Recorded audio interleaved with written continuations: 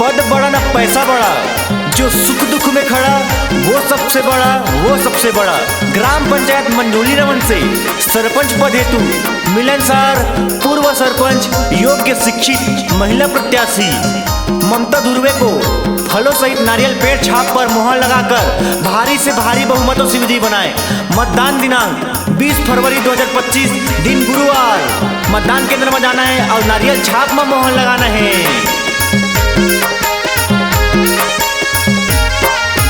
ममता धुर्वेला जीता हो भाई, ये जीता हो दीदी, नारियल छाप में मुहर लगाओ भाई।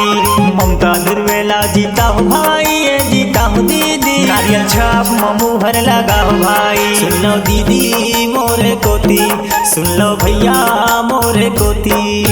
ममता धुर्वेला जीता हो भाई, ये जीता हो दीदी, नारियल छाप में मुहर लगाओ भाई। ममता धुर्वेला जीता हो भाई, ये जीता हो दीदी, नारियल छाप में मुहर लगाओ भाई। सुन लो दीदी मोरे कोती, सुन लो भैया मोरे कोती।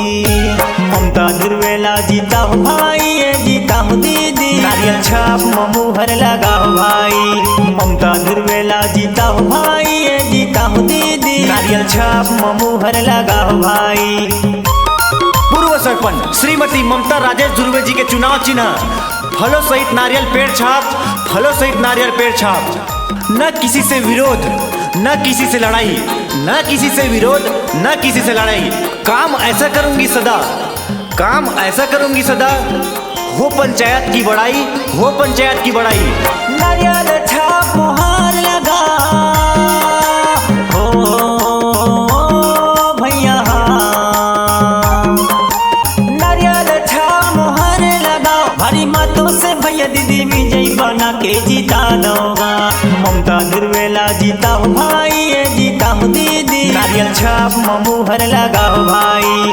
ममता धुर्वेला जीता हो भाई, ये जीता हो दीदी, नारियल छाप में मुहर लगाओ भाई। नारियल छाप मुहर लगा हो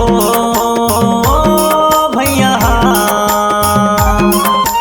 नारियल छाप मुहर लगाओ भारी मतों से भैया दीदी विजयी बना के जीता दोगा। ममता धुर्वेला जीता हो भाई, ये जीता हो दीदी, नारियल छाप में मुहर लगाओ भाई। ममता धुर्वेला जीता हो भाई, ये जीता हो दीदी, नारियल छाप में मुहर लगाओ भाई। पद बड़ा ना पैसा बड़ा, जो सुख दुख में खड़ा वो सबसे बड़ा, वो सबसे बड़ा।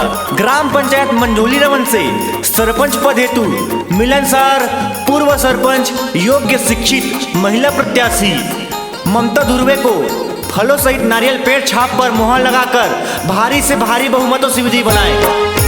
ग्राम पंचायत मंझोली रवन के हो भैया, ग्राम पंचायत मंझोली रवन के भारी मतों से भैया दीदी विजयी बना के जीता दोगा। ममता धुर्वेला जीता हो भाई, ये जीता हो दीदी, नारियल छाप में मुहर लगाओ भाई। ममता धुर्वेला जीता हो भाई, ये जीता हो दीदी, नारियल छाप में मुहर लगाओ भाई। ग्राम पंचायत मंझोली रवन के हो भैया,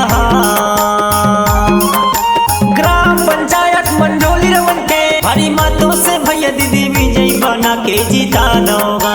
ममता धुर्वेला जीता हो भाई, ये जीता हो दीदी, नारियल छाप में मुहर लगाओ भाई। ममता धुर्वेला जीता हो भाई, ये जीता हो दीदी, नारियल छाप में मुहर लगाओ भाई। सुन लो दीदी मोरे कोती, सुन लो भैया मोरे कोती। ममता धुर्वेला जीता हो भाई, ये जीता हो दीदी, नारियल छाप में मुहर लगाओ भाई। ममता धुर्वेला जीता हो भाई, ये जीता हो दीदी, नारियल छाप में मुहर लगाओ भाई। ममता धुर्वेला जीता हो भाई, ये जीता हो दीदी, नारियल छाप में मुहर लगाओ भाई। ममता धुर्वेला जीता हो भाई, ये जीता हो दीदी, नारियल छाप में मुहर लगाओ भाई।